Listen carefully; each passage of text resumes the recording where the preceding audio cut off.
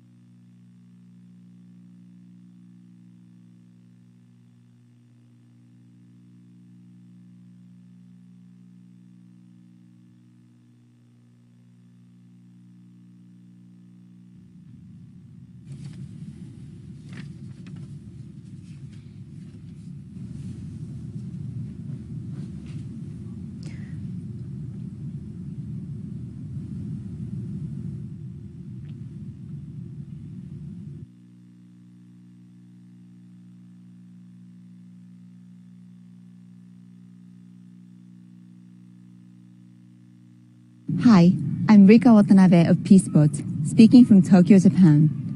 The war in Ukraine is promoting an arms race not only in Europe, but also here in East Asia. Nuclear arsenals and missiles are building up on the Korean Peninsula and over the Taiwan Strait. The risk of a nuclear war is real. The survivors of Hiroshima and Nagasaki, the Hibakusha, urge that the hell they experienced must never be repeated. This is why I'm watching this year's Doomsday Clock announcement. Hello to all of you around the world. My name is Mayra Meneiros, and I'm speaking to you from Argentina. I'm a research associate in the Department of War Studies at King's College London, member of the WHO Health Security Interface Technical Advisory Group, and deputy coordinator of the Next Generation Global Health Security Network. I have focused my career on biosecurity and biorisk management, and I'm interested in countering biothreats in all the different ways we can address them, bridging the gap between science and diplomacy, developing new tools for biorisk assessment, thinking about implications that emerging technologies have for the proliferation, development, and use of biological weapons, and empowering the next generation behind us to pursue this career path and be interested in biosecurity. So that's why I'm watching this year Doomsday Clock announcement. Hello, my name is Archbishop John Wester, Archbishop of Santa Fe, New Mexico, and I'm speaking to you from the Archdiocese. Recently, I published a pastoral letter, Living in the Light of Christ's Peace, a conversation toward nuclear disarmament. Some have told me that it's naive to think that we can live without nuclear weapons. I'm convinced it's far more naive to think we can live with nuclear weapons. And that's why I'm watching this year's Doomsday Clock announcement. I'm S.J. Beard. I'm an academic program manager at the Center for the Study of Existential Risk. I work on developing new methodologies for studying extreme and unprecedented future events that threaten human extinction and civilization collapse. And I'm really interested to see how the Bulletin weighs up the risks from nuclear war, climate change, and disruptive technologies. Hi, I'm Lalita Sundaram. I'm a senior research associate at the Center for the Study of Existential Risk. I work on biological hazards, both natural and man-made. I'm particularly interested to see how the Doomsday Clock's announcement reflects the past few years of the pandemic we've been living through. I'm Hayden Belfield. I also work at CSER at the University of Cambridge, mostly on the risks from artificial intelligence, and I'm particularly interested in what they say about.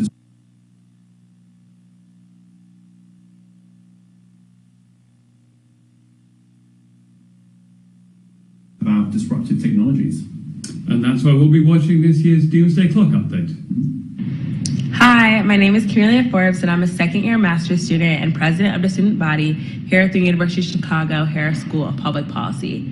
As part of my program, I am pursuing a certificate in global conflict, which emphasizes the need for peace and coalition building among nations. As nuclear war becomes a constant threat and conflict, especially in the growing war between Russia and Ukraine, the further we move away from midnight, the closer we as society can move towards more safer and sustainable methods. This is why I'll be watching the Doomsday announcement. Hello everyone, I'm Mitzi Jonel Pan, a climate justice activist from the Philippines with Youth Advocates for Climate Action Philippines, or YACA. And my country is one of the most vulnerable in the world to the climate crisis, yet we barely contribute to it. We're not able to adapt, transition to our renewable energy system, or manage the loss and damages that we have because of the historical and ongoing overexploitation of our country and the global south by the global north. We need systemic change, and we can only achieve that through collective action. And that is why I'm watching this year's Doomsday Clock announcement. Hello, my name is Polina Sinovets. I'm the head of Odessa Center for Non-Proliferation. I'm studying nuclear deterrence, which has become highly relevant due to Russia's war against Ukraine. This is why I'm watching the Doomsday Clock announcement. Thank you.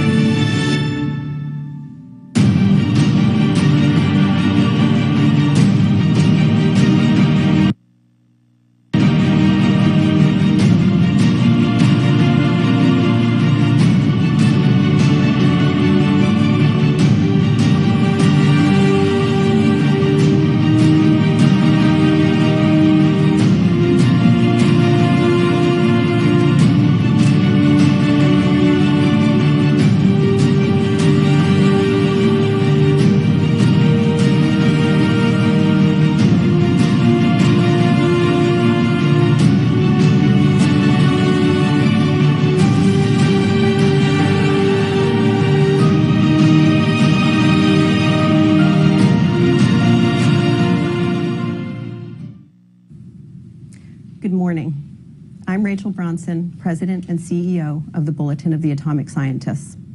I'm pleased to welcome you to today's virtual press conference hosted at the National Press Club in Washington, D.C.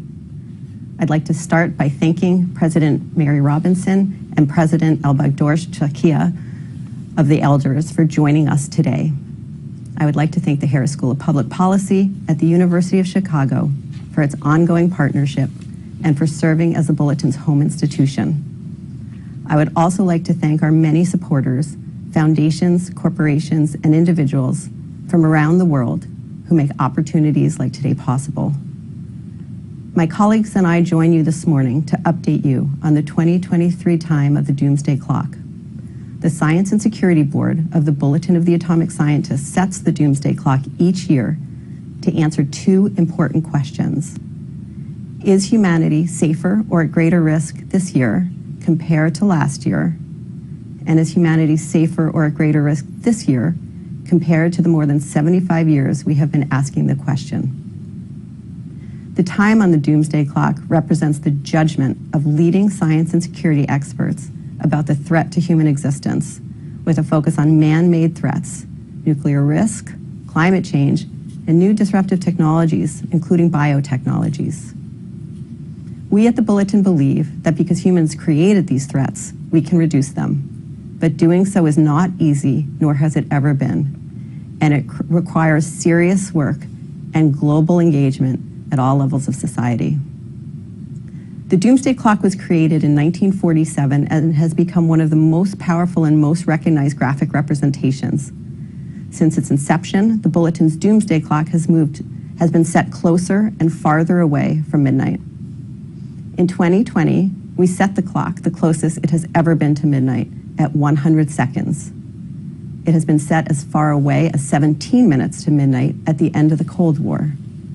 The reasoning for why we set the time where we do can be found in our annual statement that accompanies our announcement and is available on our website. Today, the Bulletin of the Atomic Scientists is releasing its 2023 statement, which will be available shortly at thebulletin.org.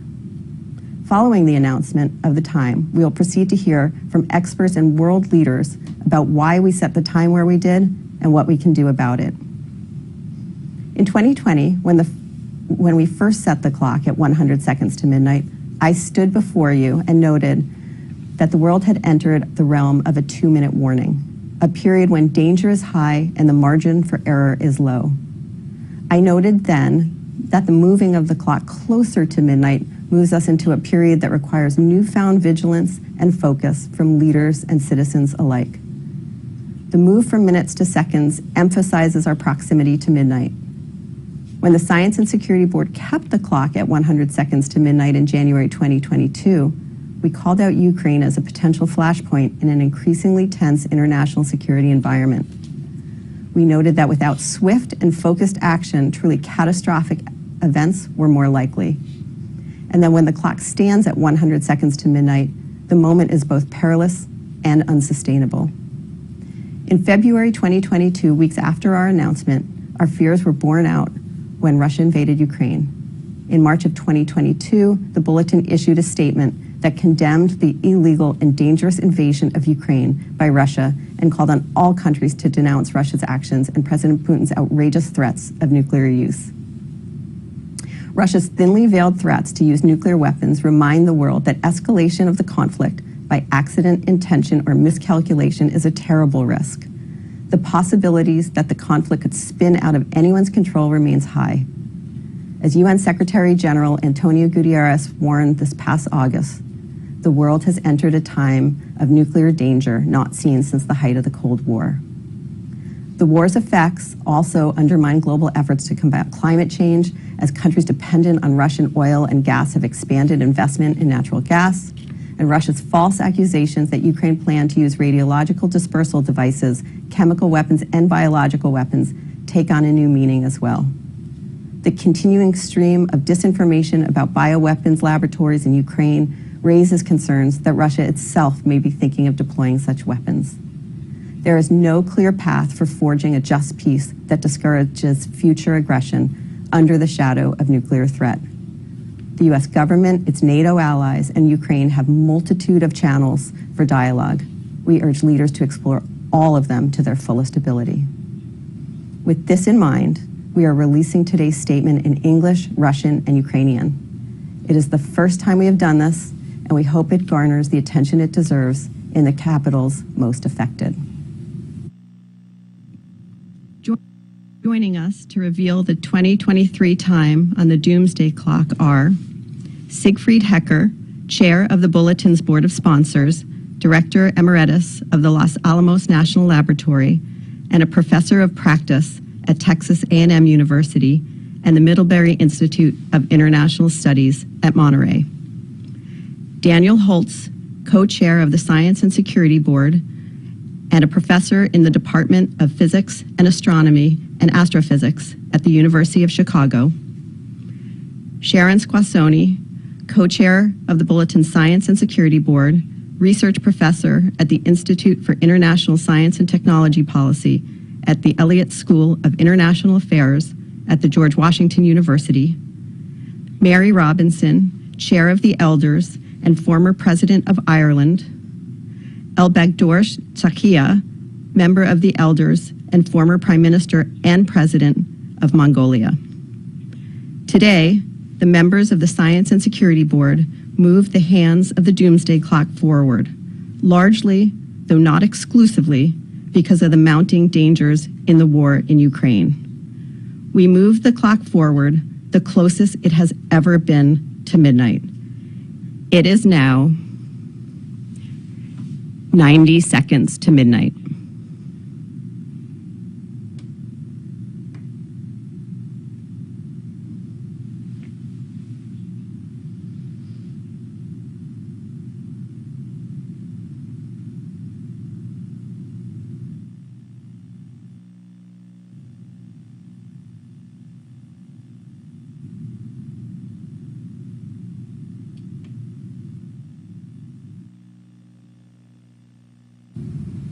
Let me now turn the discussion to members of the Science and Security Board to elaborate on the statement in the current time. I'm pleased to welcome members of the Science and Security Board, Steve Fetter, the Associate Provost, Dean of the Graduate School, and Professor of Public Policy at the University of Maryland. Steve is a recognized expert in nuclear risk and advanced technologies. Suzette McKinney, a Principal and Director of Life Sciences for Sterling Bay, and a leading practitioner and expert in emergency preparedness in urban settings. Shivan Kartha, a senior scientist at the Stockholm Environmental Institute, whose research and publications for the past 25 years have focused on technological options and policy strategies for addressing climate change. We will then turn to members of the elders, Mary Robinson and Elbegdor Sakia, to discuss how global leaders must respond to today's dangerous environment. Steve? Nuclear risks increased significantly last year, due largely to Russia's unprovoked invasion of Ukraine. Putin has repeatedly raised the specter of nuclear use. In launching the invasion, he warned that whoever tries to hinder us should know that Russia's response will be immediate and will lead to consequences you have never faced in your history. A few days later, he ordered Russia's nuclear forces to special combat duty. In announcing the annexation of Ukrainian territories in September, Putin declared that he would defend them with all weapon systems available to us. This is not a bluff. And in case anyone missed the reference to nuclear weapons, he mentioned that Hiroshima and Nagasaki had set a precedent. These nuclear threats were intended to deter direct involvement by the United States and NATO. And the U.S. and NATO have avoided direct conflict. But as careful as the U.S. and NATO might be, the possibility of nuclear use cannot be discounted. Accidents, mistakes, and miscalculations could lead to unintended escalation. And Putin might deliberately escalate if faced with the prospect of defeat, if Russian forces were being pushed out of Ukrainian territory. Putin has given no indication that he's willing to accept defeat. Despite repeated military setbacks, Russia has pressed on with increasingly desperate tactics and aggressive tactics, including reckless attacks on nuclear power facilities and indiscriminate assaults on civilians and infrastructure. Although a nuclear attack would serve no military purpose and would make Russia a pariah, an international pariah, and turn Russia and India against Russia, he might make desperate moves if no other options are available that he regards as acceptable. But even if nuclear use is avoided in Ukraine, the war has challenged the nuclear order, the system of agreements and understandings that have been constructed over 6 decades to limit the dangers of nuclear weapons. Russia refuses even to discuss a resumption of inspections under the New START Treaty. And that treaty, which is the only remaining agreement that limits U.S. and Russian nuclear weapons, will expire in 2026. It will take years to negotiate a successor treaty, but it's difficult to imagine making progress in the current political environment. Russia violated the Budapest Memorandum, under which Ukraine relinquished nuclear weapons in exchange for guarantees that Russia would respect its sovereignty and territorial integrity and refrain from the threat or use of force. If Russia prevails in Ukraine, other non-nuclear countries may conclude that they can't be defended from attack against nuclear-armed adversaries, and that could undermine the non-proliferation regime and fuel a new round of proliferation. The impact of disruptive technologies is on full display in the war in Ukraine, from high-tech U.S. weapons to simple but destructive Iranian drones. The expansion of commercial imaging satellites has provided Ukraine with valuable information on Russian troop movements.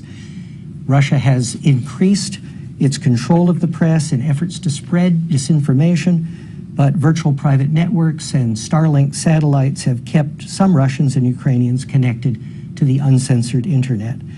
Although Starlink successfully resisted repeated Russian cyber attacks, this prompted threats by Russia to destroy the satellites, a threat made credible by tests of anti-satellite weapons by Russia. Looking beyond Russia, we see other reasons for concern. Efforts to resurrect the Joint Comprehensive Plan of Action are stalled, and Iran continues to increase enrichment levels in its stockpiles of enriched uranium. Efforts to constrain the North Korean nuclear threat are moribund. North Korea fired more missiles last year than in any previous year, including a next-generation ICBM and a flight test over Japan. And many are anticipating a resumption of nuclear testing. The Chinese nuclear arsenal is rapidly expanding, with more than 300 missile silos under construction. Some believe that China is developing a force comparable to that of the United States and Russia, perhaps to deter the U.S. from aiding in the defense of Taiwan. The United States, Russia, and China are all developing large-scale programs to modernize their nuclear forces and are developing hypersonic weapons, setting the stage for a three-way arms race. And India and Pakistan continue to expand and modernize their nuclear arsenals. Thus, from almost every perspective, the risk of nuclear catastrophe is higher today than last year. Thank you, Steve. Suzette? Good morning. I'm honored to be with you today to speak with you about the state of biological threats as seen by our expert members and the considerations with respect to biological threats that contributed to the movement of the Doomsday Clock to 90 seconds to midnight. We should all continue to be aware that the threat that biological agents pose to American society as well as the international community. The existing biological threats landscape makes clear that the international community needs to improve its ability to prevent disease outbreaks, to detect them quickly when they occur, and to respond effectively to limit their scope. Nearly 3 years after the onset of the COVID-19 pandemic, the world continues to experience the fallout from this disease with no clear end in sight, despite hundreds of millions of dollars that have been spent globally to combat the devastating effects of this disease. Events like COVID-19 can no longer be considered rare, once-in-a-century occurrences. The total number and diversity of infectious disease outbreaks has increased significantly over the last 40 years, with more than half caused by zoonotic diseases. That is, disease originating in animals and transmitted to humans. As such, zoonoses put the human population at significant risk for pandemics, and the world's ability to predict which of these viruses and microbes are most likely to cause human disease is woefully inadequate. We live in a time of revolutionary advances in the life sciences and associated technologies. Researchers can engineer living things to acquire new traits with increasing ease and reliability, especially viruses that can be synthesized de novo in the laboratory. Laboratory accidents, which continue to occur frequently, also pose a significant risk. The opportunity for human error, coupled with issues with comprehensive governmental oversight and confusion about lab safety requirements, escalate these risks. Oversight regimes, strategies for risk assessment and risk mitigation, and the establishment of agreed-upon norms for scientific pursuit lag further and further behind as biological science and technology advance faster and faster. On the international front, Russia, North Korea, and Iran all continue to maintain biological weapons programs or the ability to research and develop biological weapons for offensive use. The risk that Russia will deploy biological weapons against Ukraine continues to escalate as conditions there become more and more chaotic. This is undoubtedly an existential threat to humanity. No matter the potential source, whether natural, accidental, or intentional, there are steps that national leaders can take to reduce catastrophic biological risks. Every country must make greater investments in public health. Every country should eliminate biological weapons and dismantle programs producing them. And all countries can vastly improve the world's ability to identify outbreaks before they become epidemics and pandemics if they invest in disease surveillance systems, share data, analytics, and intelligence on biological events, and develop the ability to identify and attribute biological events quickly. Disease knows no boundaries. Debilitating illness, widespread death, and disease-induced disaster can be avoided if countries around the world cooperate on global health emergency strategies and make investments in science, technology, research, and development in the biosecurity sector. Thank you. Shivan. Thank you, Rachel. Dealing with climate change calls for faith in the notion of global cooperation and in those institutions of multilateral governance that are meant to bring countries together. The invasion of Ukraine, as any war does, has opened up a geopolitical fissure, weakening the global will to cooperate and undermining confidence in the durability or even the feasibility of the broad-based multilateral cooperation that climate change demands. Russia is only second to the United States in global production of both oil and gas. Consequently, the invasion of Ukraine has sparked a rush to establish independence from Russian energy supplies, particularly in the European Union. From the standpoint of climate change, this has contributed to two countervailing dynamics. First, the elevated energy prices have spurred investment in renewables and motivated countries to put policies in place to support renewables. The International Energy Agency now projects that wind and solar energy will approach 20% of global power generation 5 years from now, with China installing nearly half of that new renewable capacity. At the same time, however, high natural gas prices have driven a frenzied push to develop new natural gas supplies, spurring investment in new gas production and export infrastructure in the United States, the EU, Africa, and elsewhere, largely financed by major oil and gas transnationals and investment firms. This private capital continues to flow into developing new fossil fuel resources, even while public finance is facing rising pressure to pull out. The high gas prices have also pushed an immediate term shift to coal in power plants, leading this past year to be a record high for global coal consumption. Notwithstanding these two pressures, both of which should in principle reduce demand for Russian gas, Russia was on course in 2022 to earn considerably more than the previous year from its oil and gas exports, largely owing to European demand. As a consequence of this, global carbon dioxide emissions from burning fossil fuels, after having rebounded from the COVID economic decline to an all-time high in 2021, continued to rise in 2022 and hit another record high. A decline in Chinese emissions was overshadowed by a rise in the US, in India, and elsewhere. With emissions still rising, weather extremes continue and were even more clearly attributable to climate change. Countries of West Africa experienced floods that were among the most lethal in their histories, owing to a rainfall event that was 80 times more likely to occur because of climate change. Extreme temperatures in Central Europe, North America, China, and other regions of the Northern Hemisphere last summer caused water shortages and soil drought conditions that led in turn to poor harvests, further undermining food security at a time when the Ukraine conflict has already driven food price increases.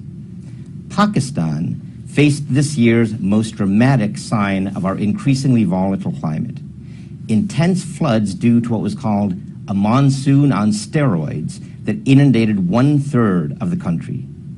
The flooding was described as the worst in the country's history, affecting 33 million people directly and unleashing cascading effects, including a major crop failure, an epidemic of waterborne diseases, and the destruction of infrastructure, homes, livestock, and livelihoods. Against the backdrop of this year's climate-related tragedies, the UN climate regime took a promising step forward at its annual negotiations in Sharm el-Sheikh, Egypt. The parties at the UN climate conference reached a compromise agreement to create a fund to support poor and vulnerable countries in addressing the mounting toll from climate change. To reach the intended goal, the cooperation that led to this agreement needs to continue in the coming year, when countries take up the question of actually contributing money to the fund. Countries were unable, however, to adopt a formal decision to agree to phase out fossil fuels. And even more disappointingly, they did essentially nothing to assure that previous commitments to reach net zero greenhouse gas emissions would actually be fulfilled. Thank you. President Robinson, how do we respond? Well, thank you, Rachel, and thank you to the eminent speakers who have preceded me. It is a privilege to be back in Washington for this year's unveiling of the Doomsday Clock. And I'm very glad to be joined by President Elbegdorch. He's the newest member of the Elders and our first Asian former head of state. And he brings a valuable perspective on geopolitics, on promoting nuclear disarmament, which his country has done, and tackling climate change in global multilateral fora. And we'll hear from him shortly on the issues of the nuclear threat and the war in Ukraine. The challenges outlined by today's announcement by the Bulletin of the Atomic Scientists could not be more global in nature. No one country can tackle them on their own, no matter how large their population, how strong their economy, or how feared their military. 3 years ago, in January 2020, like you, Rachel, I stood here when the hands of the clock were moved to 100 seconds to midnight. I said at that time, we are faced by a gathering storm of extinction-level consequences, and time is running out. Little did I know then that the gathering storm of threats would also include the devastating COVID-19 pandemic, the consequences of which we're still facing today, and the illegal invasion of a sovereign state by a nuclear-armed permanent member of the UN Security Council. This, together with the acceleration of the climate crisis, explains why the clock has now been moved even closer to midnight. The threats are even more acute, and the failures of leadership even more damning. We live today in a world of interlocking crises, each illustrating the unwillingness of leaders to act in the true long-term interests of their people. The climate crisis, nuclear proliferation, and pandemics all demand a crisis mindset from leaders. We need urgent multilateral action and bold ethical leadership. Frankly, we're not seeing it. If one person could be said to embody bold ethical leadership, then for me it would be our founder, Nelson Mandela. He discerned these threats and the need for a collective response when in 2007 he founded the Elders, the group of independent former world leaders of which I have the honour to be chair. We need leaders like Mandela again today. The existential threats we face need his sense of urgency and need his spirit of humanity. As Elders, we dedicate our time to seeking solutions and solidarity on the climate crisis, on pandemics, and on nuclear weapons. We call for a renewed focus on what world leaders must do to address these global challenges. None will be overcome by the hollow promises of populism or naively utopian demands. They require hard, practical choices and a long-term commitment of resources and political capital, alongside some immediate steps decision makers can take in the months ahead. Well, there have been some recent signs of progress, and there was mention of loss and damage, an agreement at the COP, but a lack of other agreements. Lasting change will only come when states actually deliver upon and implement their commitments. The United States and other G7 countries need to be held to their pledge to end all inefficient fossil fuel subsidies by 2025 and lead the world in accelerating the transition to net zero. At the same time, the international finance institutions, including the World Bank and the International Monetary Fund, need to be re-engineered to help raise the trillions of dollars needed to support vulnerable countries and tackle the climate crisis, as proposed under the Bridgetown Initiative by Barbados's Prime Minister Mia Mottley. Equity and solidarity must also be the hallmarks of the world's continuing response to COVID-19 and efforts to prevent and prepare for future pandemics. Strong political leadership is required from heads of state and governments to implement the recommendations of recent independent panels into COVID-19. This should include supporting and strengthening the World Health Organization and a concerted push for a new pandemic treaty to address systemic barriers to equitable access to vaccines, diagnostics and therapeutics, underpinned by significant financial investment. This is a daunting global agenda that demands urgent action if the hands of the Doomsday Clock are not to tick down remorselessly to midnight itself. World leaders must seize the initiative and must deliver for their people. And whilst these challenges may seem insurmountable, we have no choice but to act. As Nelson Mandela himself said, it always seems impossible until it is done. Thank you. Thank you. President Al-Baghdorsh. Thank you, President Robinson, Rachel, and other speakers. I came from Mongolia, and I'm wholeheartedly honored to be here to participate in this profoundly important event today. You know, I remember my childhood. I lived in Mongolia in a remote herdsman village. During that time, almost half centuries ago, we were the 10 and 12 years old boys and girls shouting that no war, no nuclear weapons, and we want to live. That was almost 50 years ago.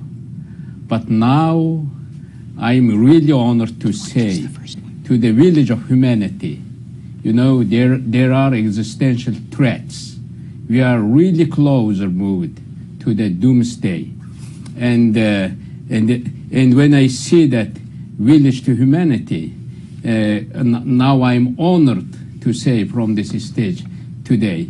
And also these existential threats outlined today should be a cause for alarm for every citizen on earth. And even more alarming is the continued failure of decision makers to rise to the challenge despite urgent warnings they hear year after year. Also, I would like to remind here one story from our human history. You know, there's a city called Pompeii in modern Italy, and people lived there 2,000 years ago, and there was Mount Vesuvius actually erupting. And that actually continued for 18 hours, and people kind of used to that. But after that, that 6 meter, 20 feet high, melted lava came to the town and buried it. Now I see that we see more Mount Vesuvius near to our human villages.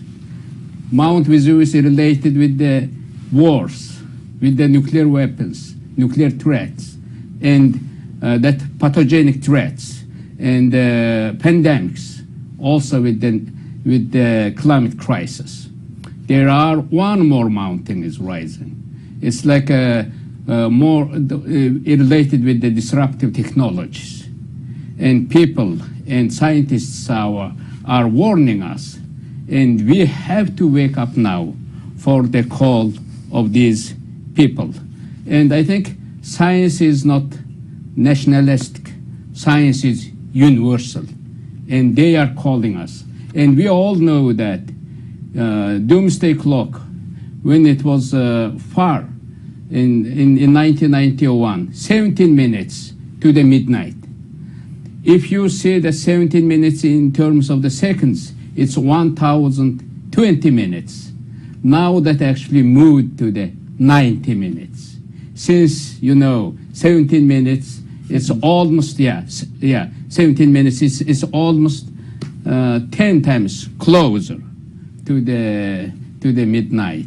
And I think this is why the urgency of the interconnected and existential threats we face, it requires a crisis mindset from our leaders. And around the world, all we mentioned, I don't want to repeat those threats. And I think these are now, we cannot continue now business as usual. We need to wake up. Thank you. Thank you so much. We have some questions coming in from the press. And this one is from Ivan Pilchikov at TASS Agency, Russian media. And I'm going to turn it first to Steve and then to President al-Baghdorsh.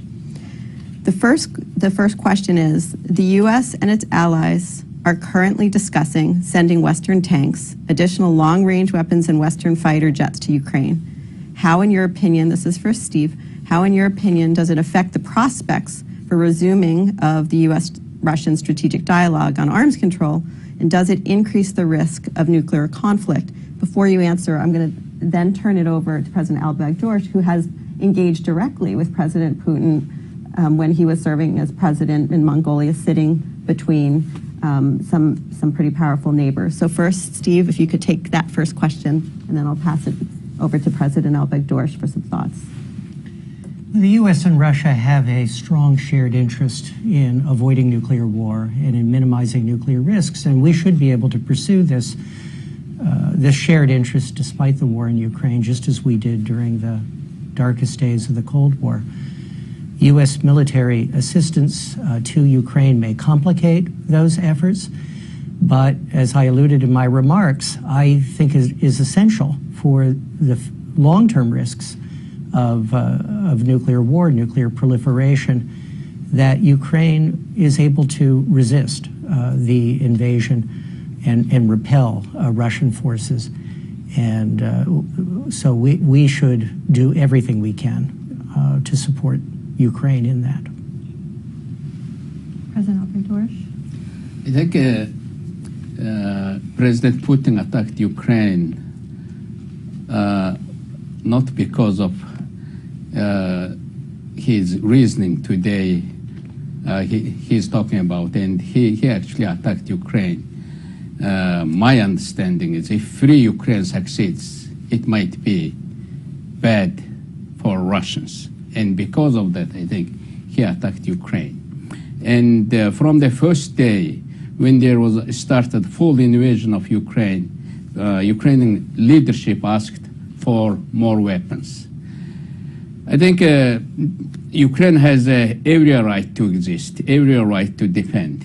And that fiery front line in Ukrainian war, not only that front line runs between Russia and Ukraine, I think it runs between autocratic world, between free world. And Ukrainians are not only defending their territory, I think they are defending world security, global quest for freedom.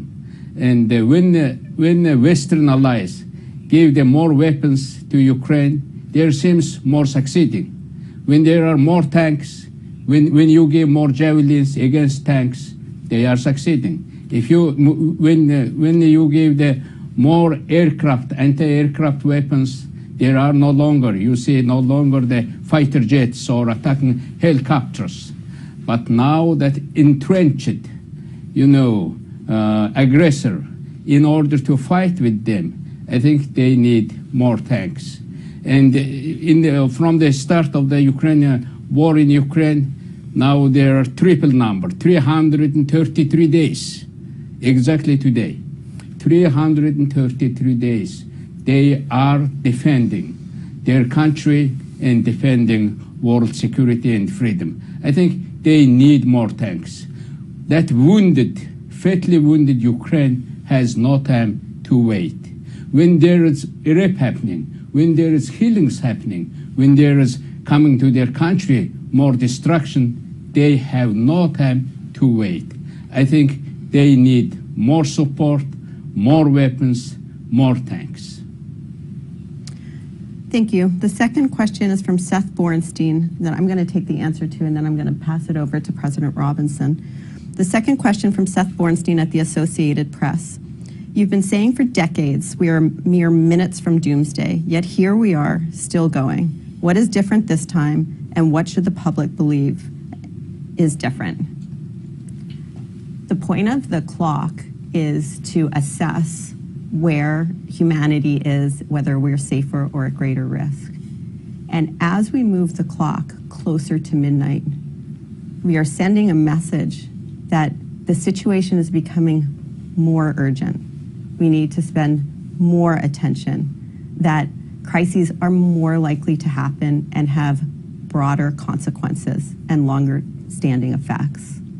So with that, when we move it away, from midnight, the public can believe that their engagement and their power in influencing their leaders is having an effect. And we're in a situation now where leaders aren't doing what they need to, and we need the public desperately to make sure they focus on these key issues about advancing technologies, not only the benefits, which we'll turn to in a moment, but the risks as well. And so what we're conveying with this clock move is things are not going in the right direction. And they haven't been going in the right direction, and those out who are listening say, like, it doesn't feel safer today.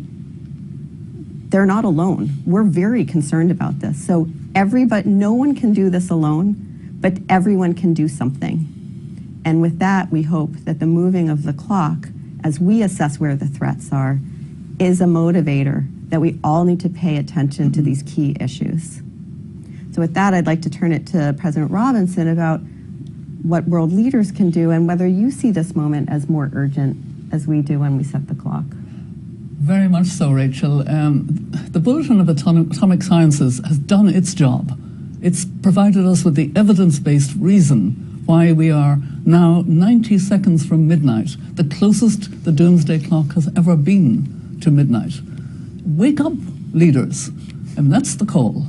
And that's why the elders are urging a crisis mind to deal with the multiple crises, the nuclear crisis, the climate and biodiversity crisis, the pandemic crisis.